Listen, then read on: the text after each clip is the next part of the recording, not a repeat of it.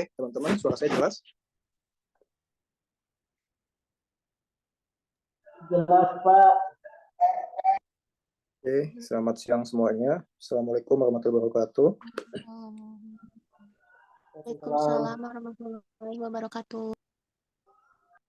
Oke, karena memang akhir tahun ini banyak yang cuti, banyak yang liburan juga, banyak yang hari kejepit juga. Nah, untuk mahasiswa saya yang kebetulan kuliahnya itu hari Sabtu atau hari Minggu secara offline. Nah, jadi 2 minggu terakhir di akhir tahun kita kuliah secara daring atau secara online. Jadi tidak ada yang secara offline. Nah, jadi untuk pertemuan minggu ini dan minggu depan kita masih secara online. Nah, jika yang dari awal sudah online, kita tidak ada perubahan jadwal, tetap seperti biasa online. Tapi yang biasanya offline, di 2 minggu terakhir di akhir tahun, kita kuliah secara daring atau secara online dikarenakan memang adanya cuti bersama, libur bersama, ataupun ada yang kerja dan lain sebagainya. Gitu ya. Nah, untuk absensi, seperti biasa, masing-masing ketua kelas nanti WA ke saya, siapa yang mengikuti perkuliahan, dengan yang tidak menghadiri saja. Yang menghadiri perkuliahan tidak usah ditulis untuk mempersingkat waktu ya. Jadi yang dilaporkan ke saya bukan mahasiswa yang tidak hadir, tapi bukan mahasiswa yang hadir, akan tetapi mahasiswa yang tidak hadir guna mempersingkat waktu saya dalam mengabsen, gitu ya. Oke, sebelum kita mulai, ada yang ditanyakan dulu?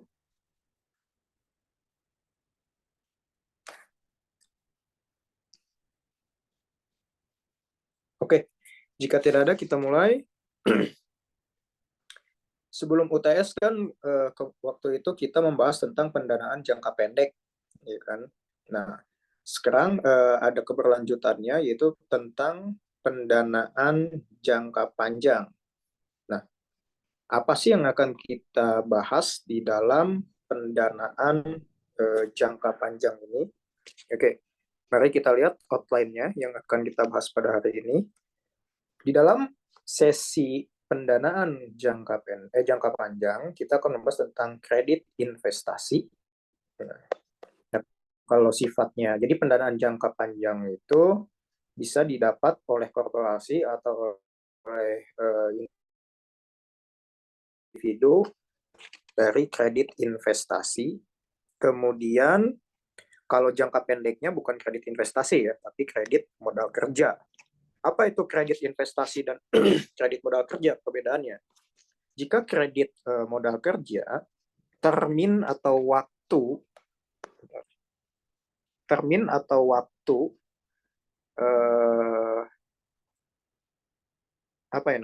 atau jangka waktu pelunasannya adalah 1 sampai 12 bulan atau kurang dari 12 bulan. Itu untuk kredit modal kerja. Kredit modal kerja dibutuhkan untuk biaya operasional atau biaya produksi sebuah perusahaan. Nah, apa bedanya dengan kredit investasi? Kredit investasi sifatnya adalah jangka panjang. Biasanya lebih dari 12 bulan. Apa contoh kredit investasi? Misalnya, kredit investasi untuk membuat pabrik baru misalnya. Kemudian kredit investasi untuk ekspansi pasar misalnya. Atau kredit investasi untuk pembelian mesin produksi baru.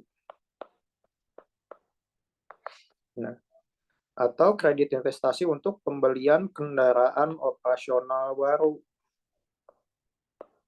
Nah, ini adalah contoh-contoh kredit investasi yang diajukan oleh perusahaan ke lembaga keuangan. Nah, misalnya di sini bank. Nah, jadi salah satu pendanaan jangka panjang yang bisa didapatkan oleh perusahaan salah satunya adalah melalui kredit investasi yang pertama. Nah, kemudian hipotek atau mortgage. Nah, di sini ini adalah agunan atau jaminan. Nah, nanti kita bahas seperti hipotek. Kemudian obligasi, ya. Obligasi. Apa sih obligasi itu? Kemarin kita bahas obligasi apa?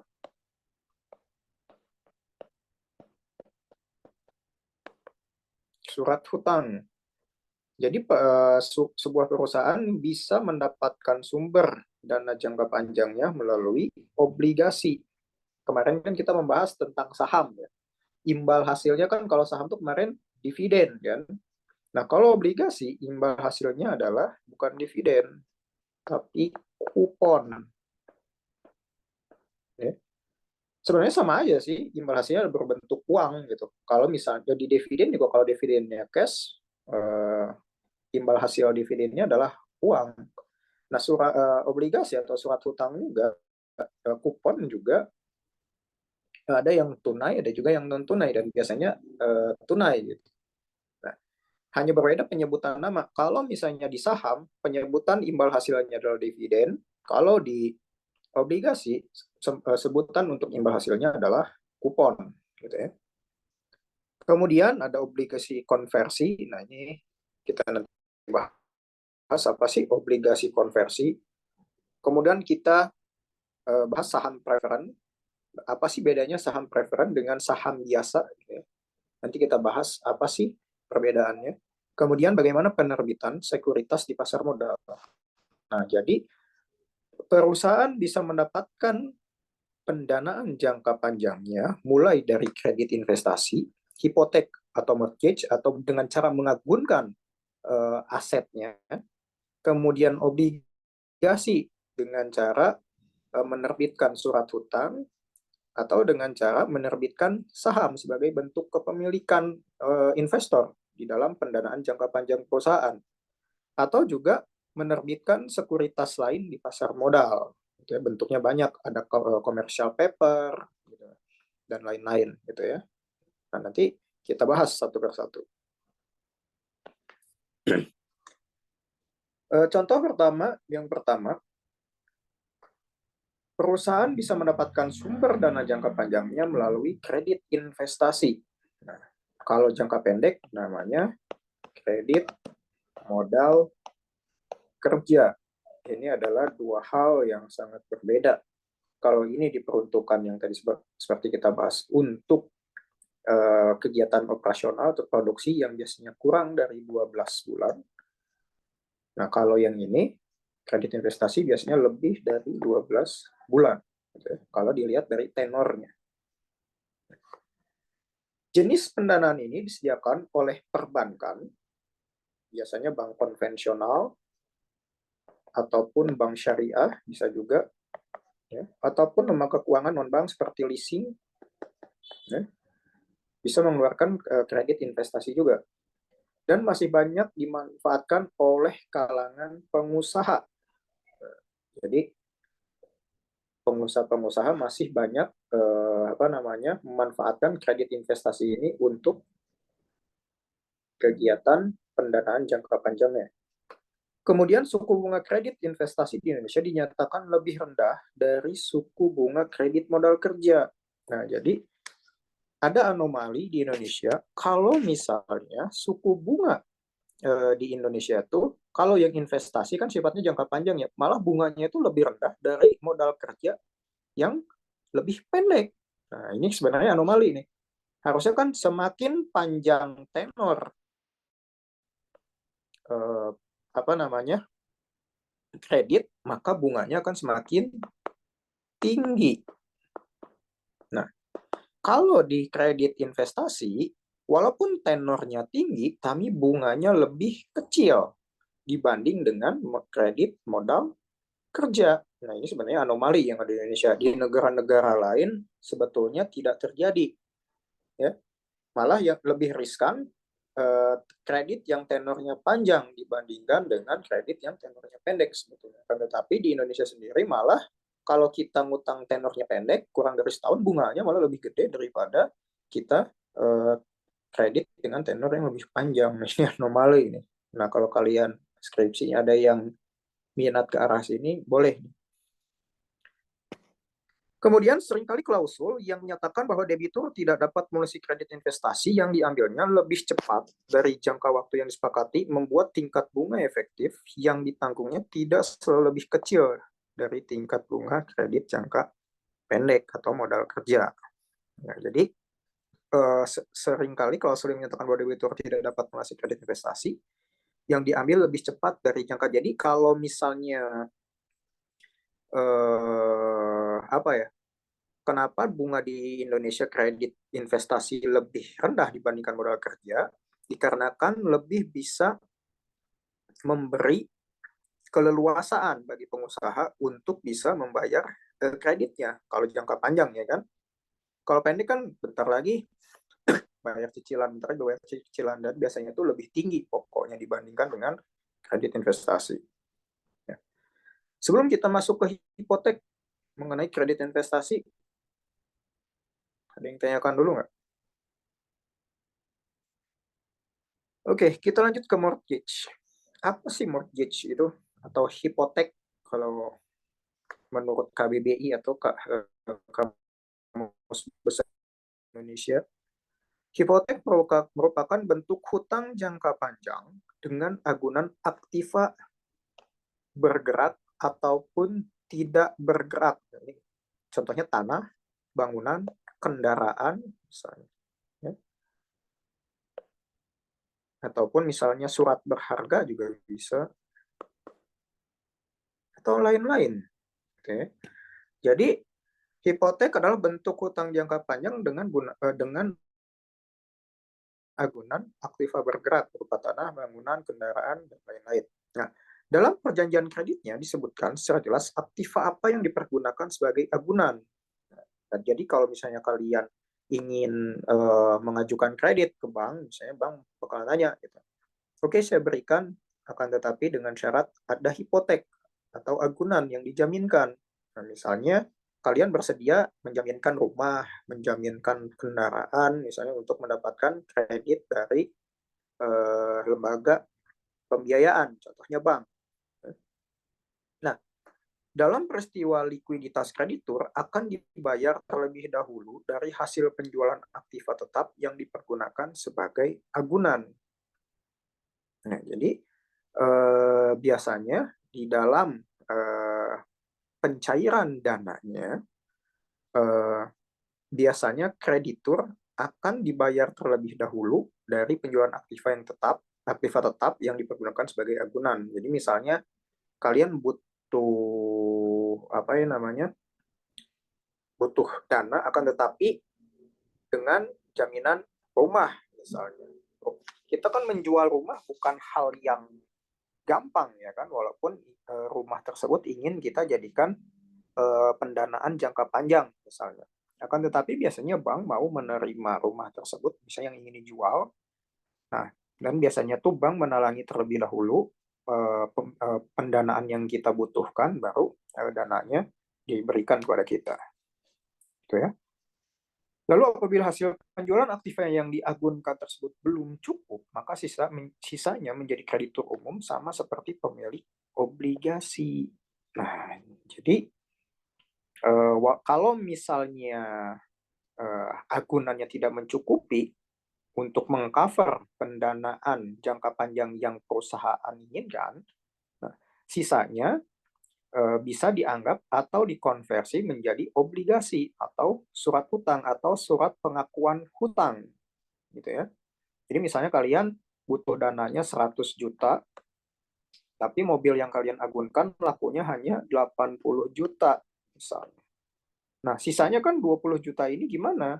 Nah, 20 juta ini dikonversi atau diakui sebagai obligasi yang harus perusahaan bayarkan ketika saatnya jatuh tempo. Ya.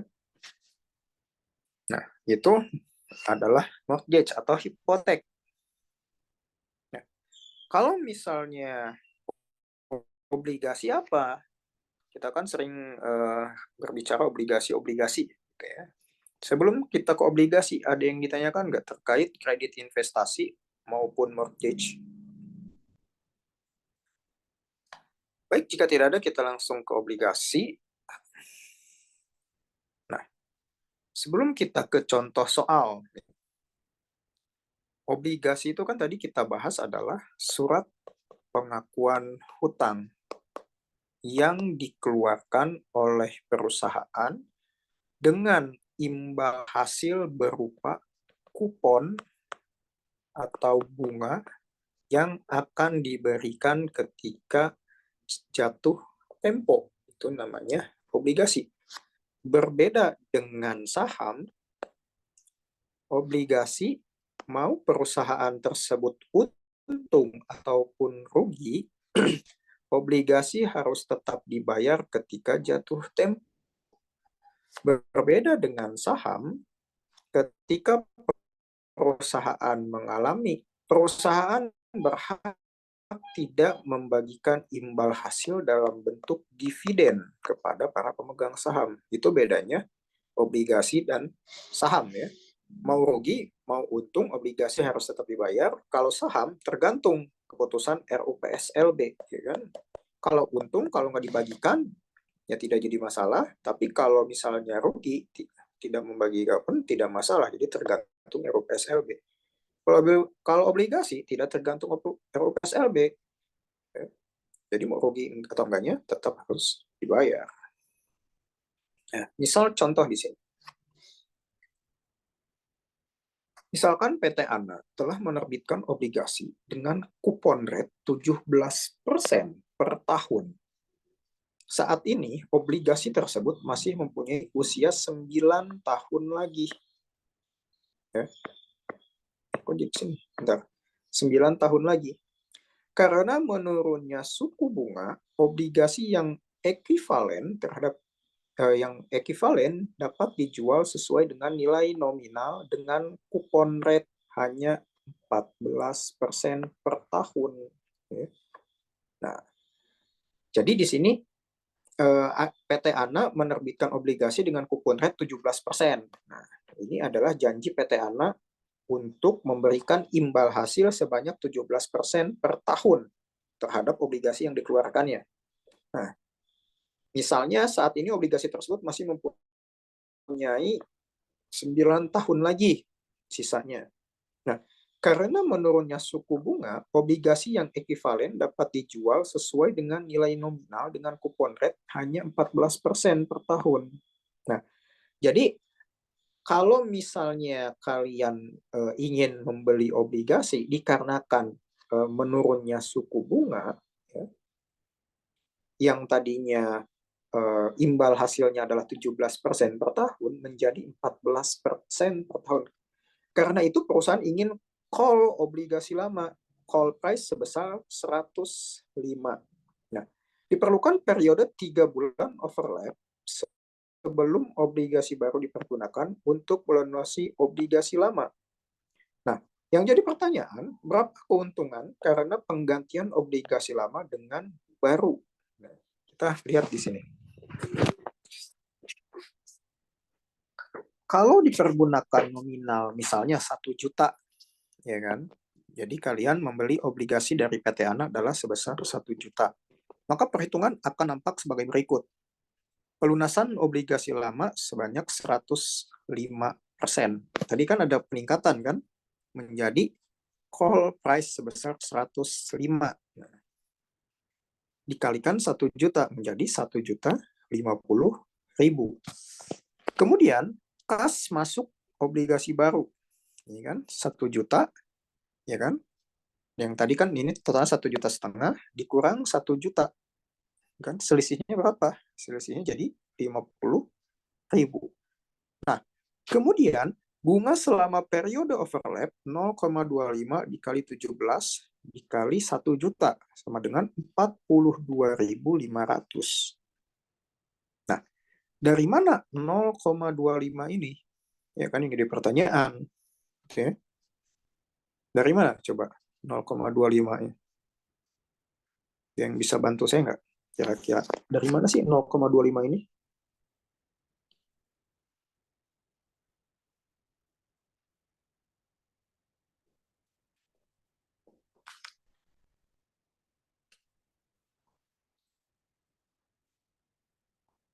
Kalau ada yang tahu, saya kasih nilai A nih. Ada yang tahu nggak 0,25-nya dari mana? Jadi kalian dapat privilege nih jadi saya. Walaupun nanti nilai akhirnya D misalnya atau C, saya kasih A nih. Dari mana 0,25 ini? Kalau dilihat dari soal ini.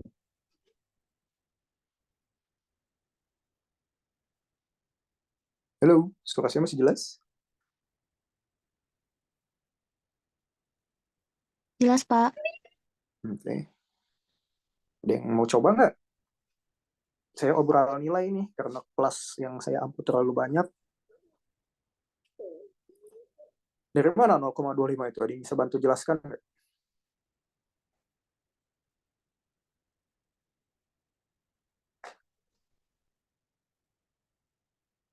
Kalau 105 kan tadi udah jelas di sini kan, ada di soal yang ini.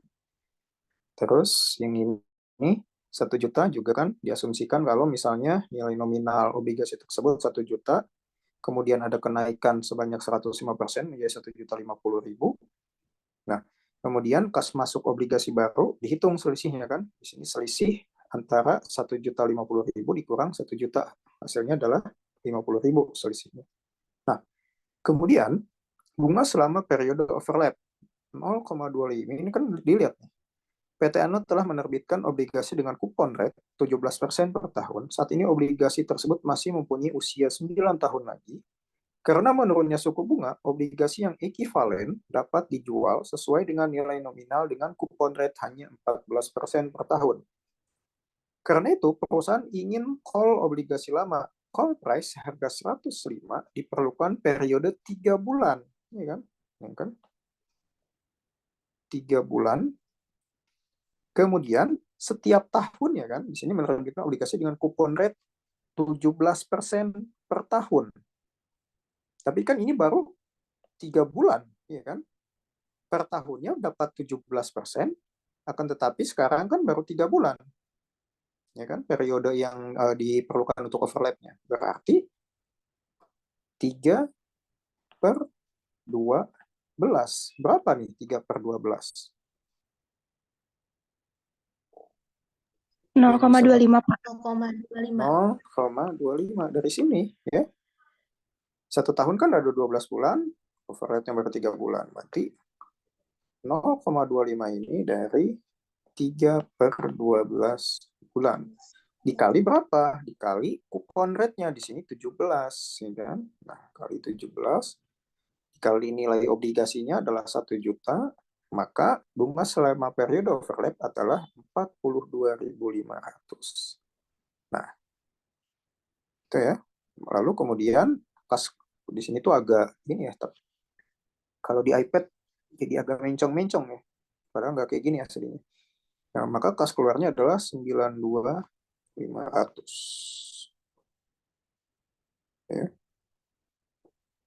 Dari mana 92.500? Yaitu selisih 50.000 ditambahkan dengan bunga 42.500. Itu ya. Harusnya ini ada di sini agak mencong-mencong nih. Ya apa-apa lah. Itu ya. Itu adalah perhitungan imbal hasil kupon rate dari obligasi. Jadi perusahaan harus memberikan imbal hasil berupa kupon jika menerbitkan obligasi dan tergantung pada tanggal jatuh temponya. Sampai sini ada yang tanyakan, teman-teman? Sebelum kita masuk ke saham preferred. Bedanya apa sih dengan saham biasa gitu ya? Oke, kalau tidak ditanyakan, kita lanjut. Saham preferred adalah saham yang memberikan dividen yang tetap besarnya apabila dikatakan dividen rate-nya 16% dan dinilai nominal saham tersebut adalah 1.000. Jadi saham preferred itu adalah saham yang pembagiannya adalah rata atau sama. Misalnya tiap pembagian dividen di periode pertama dapat 16%, periode kedua dapat 16%, ketiga juga 16%, keempat juga 16%, dan seterusnya. Kalau saham biasa kan fluktuatif ya, tergantung RUPSLB, ya kan? Kalau misalnya di periode pertama, kalau saham biasa dapat 20 misalnya. Tapi di periode kedua cuma dapat 10, periode ketiga cuma dapat 5, periode keempat malah nggak dapat sama sekali misalnya. Nah, kalau saham preferred dijamin pembagian dividen apabila diterbitkannya terjamin imbal hasilnya apabila diterbitkannya dividen. Misalnya contoh di sini 16% akan selalu rata. Tapi kalau saham biasa fluktuatif tergantung kebijakan RUPSLB, gitu ya. Nah, terkadang kalau misalnya si investor mempunyai saham preferred, perusahaannya pun walaupun rugi tetap mendapatkan imbal hasil yang disepakati di awal, yaitu 16%. Nah, ini kasuistik nih, biasanya walaupun perusahaannya rugi ya, pemilik saham preferred itu tetap mendapatkan dividen. Gitu ya. Rugi saja dapat, apalagi untung perusahaannya. Gitu ya. Bedanya saham preferred dan saham biasa. Nah, misal dan nilai nominal saham tersebut adalah Rp1.000. Jadi harga per lembar sahamnya adalah Rp1.000. Kan? Maka setiap lembar saham preferred akan memperoleh dividen sebanyak Rp160 per tahun. Ya, karena sudah dijamin imbal hasilnya akan tetap, yaitu 16% setiap tahunnya atau setiap pembagian dividennya. Nah, besarnya dividen tidak dipengaruhi oleh laba yang diperoleh oleh perusahaan. Sayangnya, pembayaran dividen saham preferred tidak dapat dipakai sebagai pengurang pajak. Dengan kata lain, pembayaran dividen saham preferred dilakukan terhadap laba setelah pajak atau earning after tax. Jadi pembagiannya setelah dikurang pajak yang sudah kita bahas kemarin di sesi kebijakan dividen. Oke, itu saham preferred. Sebelum kita masuk ke saham biasa, ada yang tanyakan dulu nggak? Apa sih saham biasa dan right?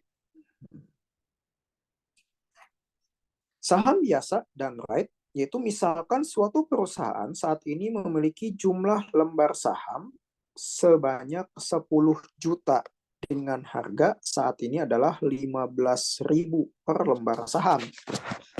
Perusahaan memiliki 10 juta lembar saham. Oke. Dengan harga per lembar sahamnya adalah 15.000. Ya kan? Nah, kalau misalnya kalau kita ingin tahu nilai perusahaan tersebut, maka jumlah saham yang dimiliki sebanyak 10 juta dikali 15.000 harga per lembar sahamnya. Di sini kan jadi 10 juta dikali 15.000. Hasilnya adalah 150 miliar, ya kan? Jadi nilai perusahaannya adalah 150 miliar kepemilikannya. Perusahaan memerlukan tambahan dana 50 miliar, ya kan, untuk ekspansi. Nah, kemarin kan kita membahas ekspansi adalah memperbesar perusahaan, gitu ya, dengan cara membuka cabang baru, misalnya membangun pabrik baru, membuat produk baru, misalnya. Saya membutuhkan dana untuk ekspansi adalah 50 miliar. Nah, kemudian perusahaan dapat saja menerbitkan saham baru dan menawarkan kepada publik. Ya, sebenarnya sih perusahaan gampang-gampang saja kalau perusahaan sudah besar ya dan kapitalisasinya juga besar. Tinggal terbitkan saja saham baru ke publik gitu ya. Nah, Umumnya, perusahaan harus menggunakan jasa lembaga penjamin atau menawarkan saham baru dengan harga yang lebih rendah dari harga saham saat ini. Nah, akan tetapi ada masalah. Kalau misalnya perusahaan menerbitkan saham baru, ya kan? Kalau di Indonesia kan untuk menerbitkan saham baru itu harus melalui marketplace atau bursa efek Indonesia dan harus melalui pialang saham atau sekuritas saham gitu ya. Nah, jadi tidak bisa secara langsung perusahaan menawarkan saham baru tersebut ke publik secara direct atau langsung. Nah, harus ada lembaganya atau sekuritasnya seperti BNI Sekuritas, Mandiri Sekuritas, Mirai Aset Sekuritas. Nah, jadi harus melalui lembaga sekuritas tersebut gitu ya. Akan tetapi kalau melalui lembaga sekuritas tersebut, perusahaan harus membayar biaya jasa, ya kan? Atau biaya broker. Nah, untuk menghindari biaya tersebut, ataupun misalnya perusahaan harus menawarkan harga saham yang sudah harga saham yang ditawarkan tersebut lebih rendah daripada harga saham yang semestinya. Misalnya harga per lembar sahamnya adalah 15.000. Tapi perusahaan ingin cepat mendapatkan uang 50 miliar ini. Kan kalau belum tentu investor ingin membeli harga saham perusahaan tersebut di harga 15.000 kan. Ya kan? Nah, untuk misalnya menarik investor agar mau membeli saham perusahaan tersebut, didiskonlah sahamnya, misalnya tadinya 15.000 jadi 14.000. Ya kan? Seperti kalian misalnya ke supermarket gitu ya kan, atau ke Indomaret ya kan. Kalau misalnya lihat barang gitu ya, kalau harganya tuh harga normal, kalian kan agak cenderung tidak berminat untuk membelinya ya kan. Nah, kalau misalnya kalian ada produk di bawah harga normal, biasanya kan kalian ingin membelinya kan, walaupun nggak butuh misalnya, karena memang harganya di bawah pasaran. Begitu juga saham sama. Kalau perusahaan menerbitkan saham baru di harga normal atau di harga pasar, mungkin investor tidak akan tertarik untuk membelinya. Jadi lama mendapatkan uang 50 miliar ini gitu ya. Akan tetapi kalau misalnya dijual di harga pasar juga rugi gitu. Harusnya kan nggak segitu. Gitu ya. Harusnya kan 15.000 bukan 14.000. Tapi kalau misalnya nggak dijual 14.000, investor nggak ada yang mau beli. Gitu ya logika sederhananya. Nah, kemudian keduanya akan mengakibatkan perusahaan menanggung biaya. Yang pertama, biaya jasa, kalau misalnya melalui lembaga jasa penjamin. Yang kedua adalah menanggung biaya kerugian antara selisih harga normal dengan harga yang dijual.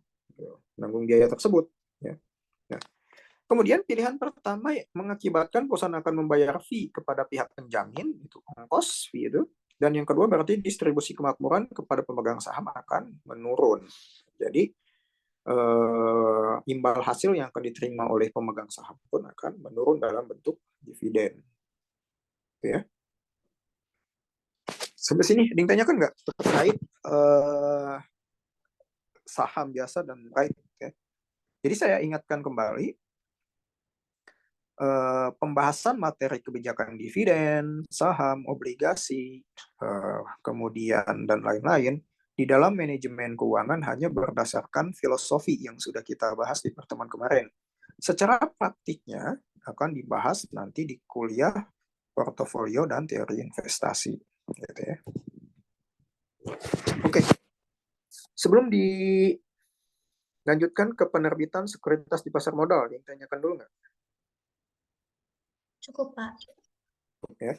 Oke, jadi tadi kan pendanaan jangka panjang perusahaan itu kan dapat dilakukan dengan cara yang pertama melakukan kredit investasi ke lembaga keuangan gitu ya. Selain kredit investasi, perusahaan juga menerbitkan obligasi atau surat hutang ya.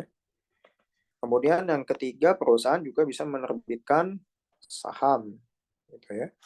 Nah, kemudian ada misalnya ini kan sekuritas, ya kan. Kemudian selain 3 yang tadi sudah kita bahas, perusahaan juga bisa menerbitkan sekuritas di pasar modal pada dasarnya proses intermediasi keuangan. Oke.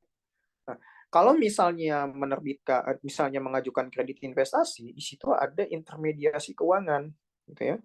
Jadi perusahaan mengajukan ke bank, ya kan. Nah, bank ini sendiri kan harus mengumpulkan dana dari para nasabah, ya kan. Nah, di sini ada proses intermediasi. Ya. Tapi kalau di pasar modal, kita tidak perlu adanya bank, kita bisa langsung ke si nasabah atau si investor, gitu ya. Dengan kata lain, pihak yang kelebihan dana perusahaan, banyak pihak yang terlibat dalam penerbitan sekuritas di pasar modal, banyak pihak yang terkait tersebut antara lain bermaksud agar tidak terjadi penipuan informasi kepada para pemodal. Jadi biasanya kan kalau kita mengajukan kredit ke bank, biasanya kan eh, pihak yang kelebihan dana, contohnya kan di sini pihak yang kelebihan dana kan nasabahnya kan. Nah, kalian kan punya kelebihan uang, makanya ditabung di bank gitu ya. Nah, sebenarnya tujuan kalian menabung di bank kan untuk mendapatkan bunga kan.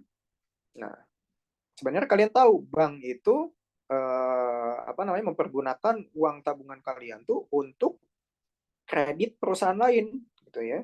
Nah, dengan harga yang lebih tinggi. Misalnya kalian menabung di bank dengan bunga 3% gitu ya. Akan tetapi bank menggunakan uang kalian menjadi kredit menjadi misalnya bunga kredit adalah 16%. Nah, ini kan selisihnya lumayan. Bisa 13%. Nah, 13% ini dipergunakan oleh bank untuk misalnya ekspansi kegiatan operasional dan lain-lain. Akan tetapi kalau di pasar sekuritas, kalian tidak perlu membayar, perusahaan tidak perlu membayar bunga sebanyak 16%. Akan tetapi kalau bisa menerbitkan obligasi, ya paling bunganya hanya 4%, 10% paling maksimal. Jadi tidak menanggung bunga yang tinggi gitu ya. Atau saham gitu ya, bentuknya adalah kepemilikan gitu ya. Kalau perusahaannya rugi gitu ya, perusahaan tidak berkewajiban memberikan imbal hasil ke investornya gitu ya. Makanya itulah cara-cara yang dipergunakan oleh suatu korporasi atau perusahaan di dalam pemenuhan sumber dana jangka panjangnya. Bisa melalui kredit investasi, obligasi, ataupun perwiritan saham. Gitu ya. Oke, materi kali ini cukup singkat dan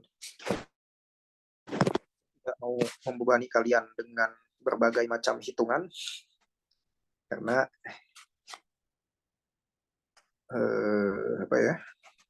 saya singkat saja. Sampai sini ada yang tanyakan nggak teman-teman mengenai pendanaan jangka panjang perusahaan?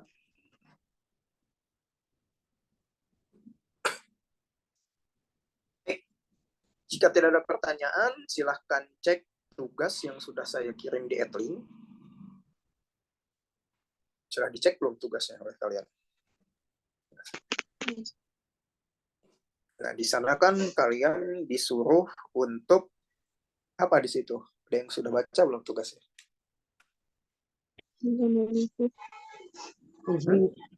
Izin Pak, Ya. atas nama Kristiabe dari kelas AK22E, tugasnya belum masuknya di Adlink soalnya absennya belum disinkron, makanya tugasnya belum masuk. Oh, iya. Gitu. Bentar. Jadi Coba saya bantu Bapak untuk disinkron. sinkron. Bentar di Adlink, coba saya lihat di sini. AK berapa? AK 22? 22E, Pak. 22E, bentar ya. AK 22E atas nama? Atas nama siapa?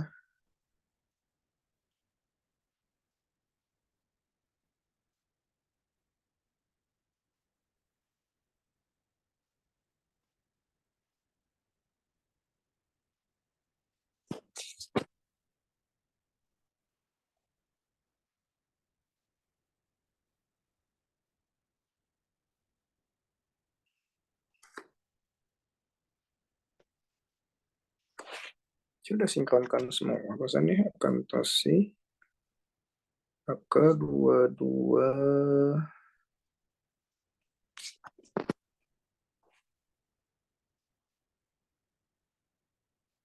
Sudah saya sinkronkan manajemen keuangan plus AK22E. Oke. Jadi sudah bisa dilihat ya tugasnya sekarang.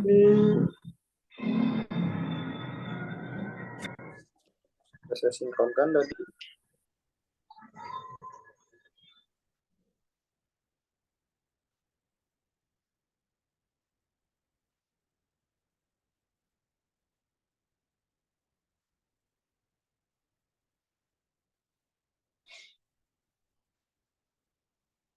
Nah, jadi tugasnya adalah Iya, Pak. ya, jadi tugasnya adalah nanti kalian diminta untuk mencari sebuah perusahaan berdasarkan sektor. Masing-masing kelas beda ya sektornya ya. Saya sudah ada di Etling tadi. Nah, tugasnya adalah menganalisis sumber-sumber pendanaan jangka panjang perusahaan. Ya. Makanya setiap mahasiswa tidak akan pernah sama sektor maupun jenis perusahaannya, gitu ya.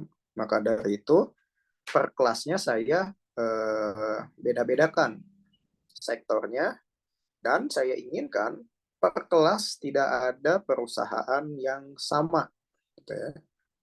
Jadi masing-masing kelas sektornya beda, perusahaannya pun beda. Jadi tidak mungkin satu sama lain. Nah, tugas kalian adalah menganalisis sumber-sumber pendanaan jangka panjang perusahaan. Ya, terdiri dari apa aja sih? Misalnya terdiri dari kredit investasi 15%, kredit melalui obligasi 10%, saham misalnya sampai 75%. Kalian analisis gitu ya. Dan kenapa perusahaan mempergunakan struktur pendanaan jangka panjangnya itu seperti itu, gitu ya. Apa latar belakangnya? Gitu. Kemudian setelah diketahui, gitu ya, sumber-sumber pendanaan jangka panjang perusahaannya, kalian analisis, gitu ya. Apa dampaknya kepada dividen atau profitabilitas atau keuntungan perusahaan, gitu. Ada dampaknya nggak sih, gitu ya, perusahaan tersebut mencari pendanaan sumber jangka panjangnya itu dari instrumen-instrumen keuangan seperti yang disebutkan tadi, gitu ya. Nah, saya inginkan bentuknya itu adalah analisis, gitu ya. Jadi tidak ada untuk manajemen, karena ini tugas individu, sifatnya adalah tidak wajib, tapi untuk prodi akuntansi, ya, karena memang tidak ada surat edaran, sifatnya wajib, ya, untuk dikerjakan. Oke, sampai di sini materi kita dan tugas yang akan kalian kerjakan. Ada yang ditanyakan dulu sebelum kita akhiri perkuliahan hari ini? Bapak, Yuk. izin bertanya terkait nilai Edling yang nilainya 10 itu teh nggak pakai Google Drive, cuman Edlingnya aku itu jadi terhubung soalnya yang penyimpanan personalnya udah penuh. Oh, jadi gini, untuk masalah yang tadi, nanti sebelum penilaian akhir, nanti saya supaya nanti sekalian ya sekaligus, jadi nanti ada sesi untuk evaluasi mengajar, ya. Jadi semuanya yang misalnya apa ya, tidak sesuai, misalnya yang tadi kamu bilang Edlingnya misalnya bukan Google Drive atau apa, nanti diceknya secara keseluruhan di sekaligus gitu ya. Jadi setelah setelah sesi ke-15, kemudian kalian UAS. Nah, sebelum saya keluarkan nilai UAS, sebelum saya keluarkan nilai mata kuliah, saya akan jadi nanti Zoom semua kelas yang misalnya tugasnya kurang, misalnya kok sudah ke nilai tapi nilainya kok segini, harusnya nggak segini gitu. Nah, nanti di sesi evaluasi mengajar gitu ya. Nanti saya buatkan Zoom lagi khusus untuk yang bermasalah di dalam entah itu tugas, nilai kuis atau nilai UTS, UAS dan lain-lain gitu ya. Oke, Ya, baik. jadi nanti aja sekalian ya. Ya. Ada lagi yang ditanyakan? Oke, jika tidak ada, saya tunggu absennya di saya. Saya akhiri. Selamat berlibur teman-teman. Selamat sore semuanya. Assalamualaikum warahmatullahi wabarakatuh. Waalaikumsalam warahmatullahi wabarakatuh. Terima kasih, Bapak.